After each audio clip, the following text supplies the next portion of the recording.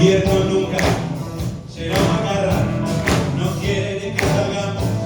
esta tinta de espanta, la música decente que es en Semana Santa, no quiere que su nieto le cante, peor para el sol. A tu madre no le gusta que te pinte desnuda, los cuadros más bonitos son de cielo y verdura, no quiere que en mi caso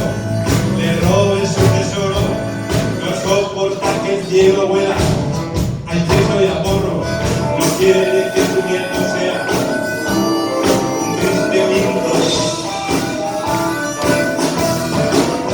No me cuentes milongas ni seas masoquista, si buscas un seguro, nena, no busques un artista, sube a la furgoneta, que gozará de tu perro.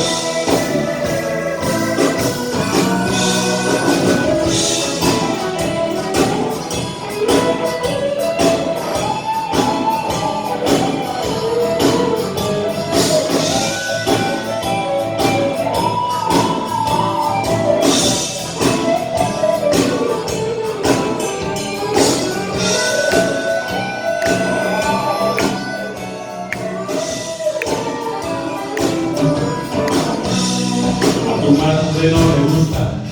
que te escriba sonetos, prefiere aquellos limpios y aquellos mamotetos, no quiere un zapatecla soñando con las musas, dice que la novela es la novela rusa, no quiere que su nieto le escriba ausento de autor. A tu madre no le gusta que actúe en el teatro, dice que los actores duermen de 4 en 4, no quieren comediante comiéndote la oreja, los cómicos no tienen moral ni moraleja, no quieren que su nieto recite el mal parado.